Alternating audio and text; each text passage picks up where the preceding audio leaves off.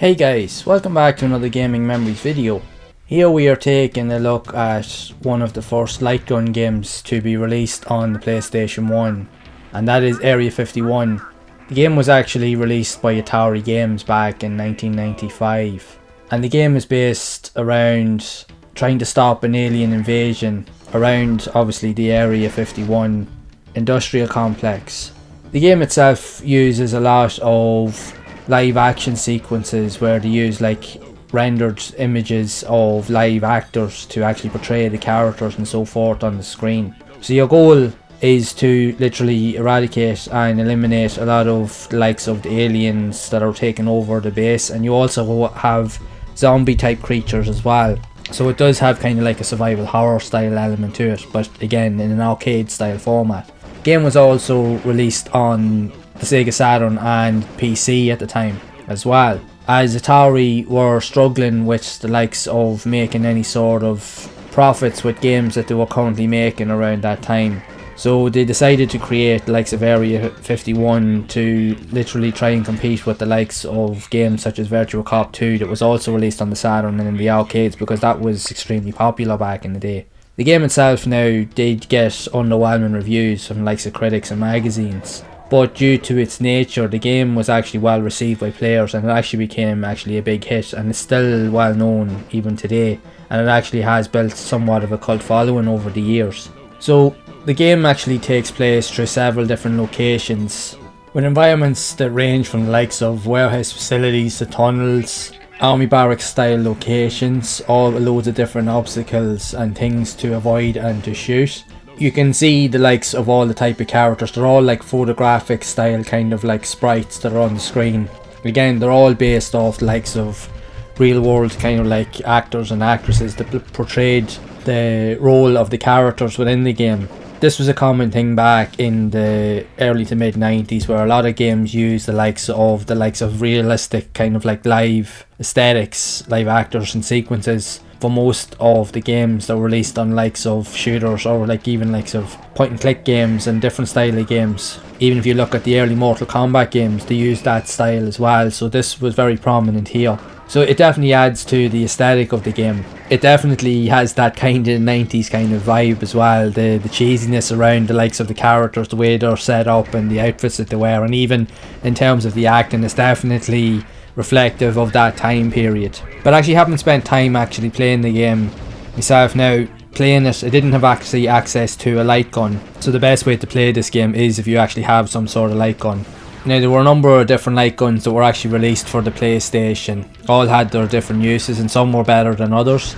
I don't know if this game now was compatible with the likes of the Namco G-Con 45 light gun, because that was considered to be the best light gun on the system at that time, even though that was released a couple of years later with the likes of Time Crisis. But I don't know if it was compatible with a lot of the earlier games. I do know that it wasn't compatible with the likes of the shooting segment or Die Hard 2 within the Die Hard trilogy game set, and a couple of other games it wasn't compatible with, but there would have been light guns available that would have been compatible with this game. Now you can still use the likes of the controller to play it, as I was doing here, as you can see on the screen, but again it's not as responsive or as accurate. You can still do okay, but as you can see here, I haven't allowed myself to actually really get that far, because again you wouldn't have been as quick with using the controller as if you were with using an actual light gun. You could respond and react a lot quicker. So as you're going through the course of play, you start off pretty much with a semi-automatic pistol in the beginning, but there are different weapon upgrades and abilities that you can actually gain access to through shooting like different types of environment settings like boxes, ammo crates and so forth, that appear throughout different segments of each of the levels. And you can gain different power-ups, anything from ranging from like say shotguns to like grenades, even machine guns and so forth. So they definitely will give you a leg up in terms of being able to take out enemies a lot quicker, or even take out groups of enemies all in one go. So it definitely adds to the playability factor of the game. Also as well, as you do have like different variants of enemies, you also have like zombie style creatures. They can appear pretty much from anywhere, but a lot of them can use their own weapons. But not only that, what kind of throw you off as well is a lot of them will appear right in front of you at the very front of the screen, where they will actually try to hit you with the butt of their gun, or they'll even try to punch you, and if you're not quick enough they can actually hit you very quick, and they'll just quickly hit you and then they'll quickly move out or duck out of the way. So it's very, very hard to keep on top of that while trying to take out other enemies on the screen. And as the game actually increases, when you get further into it, the actual difficulty increases as well, so you actually do have more enemies to take out on the screen. So it definitely adds to the challenge of the game.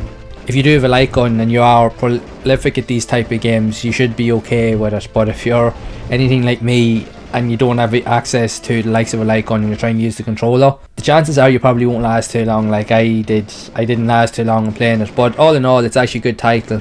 Like even for an early game on the PlayStation, it's still actually, graphically, it's still actually very good, and it plays really well. Even with the likes of even the controller, it actually responds very, very well and plays very good. The sounds are actually really good, even the likes of the level design and even the way the enemies pop up on the screen.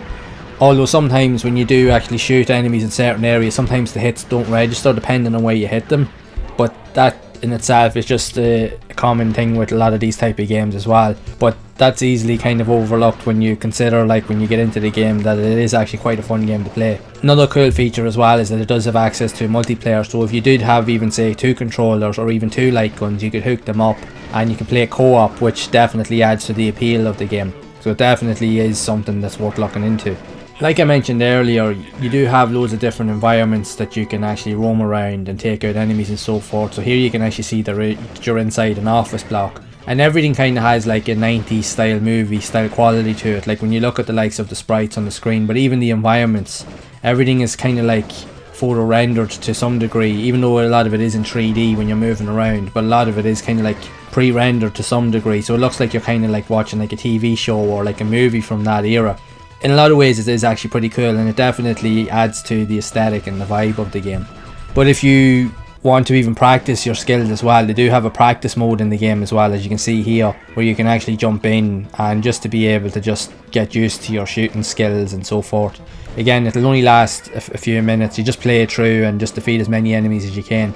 It's just to literally increase your accuracy skill with destroying enemies. But not only that, it actually gives you a direct insight to actually see what the enemies actually look like, so you can see who you should be taking out and shooting throughout the course of play, and you can see all like their own animations and so forth, which is actually pretty cool. Each of the characters in the game that you actually come up against do actually have their own unique animations that play into the style, so it's definitely something worth looking into. Like for an early title, it is quite impressive in terms of what it actually offers, and honestly, if you are into like light gun games and you want to try something a little bit different, a little bit unique, and even something a bit like old school, this might be a game worth looking into. Again, you'd have to check to see if you can get a light gun that is compatible with it. You can use the controller, but it wouldn't be as responsive and it would definitely be a lot slower, but it's still worth checking out if you are into these type of games. So I'd love to know your thoughts on Area 51 for the PlayStation, and did you actually play it back in the day, and if so, what did you think of it? Did you enjoy it? Also, would you like to see more of these type of games and more videos or reviews on light gun games for the PlayStation? If so, make sure to drop a comment down below. So if you have enjoyed this video, make sure to leave a like. Also be sure to subscribe to the channel, and again hit that bell icon to be updated whenever I release future videos, as I am going to be exploring a lot more of these quirkier style classic games on the PlayStation and share my thoughts and experiences with everyone. Also be sure to check out some of the other videos here on the screen, where I do have other videos for other types of games around that time period of the PlayStation, so that you can go and check them out. So as always, make sure to keep playing those classic games and enjoying them, and keep those gaming memories alive.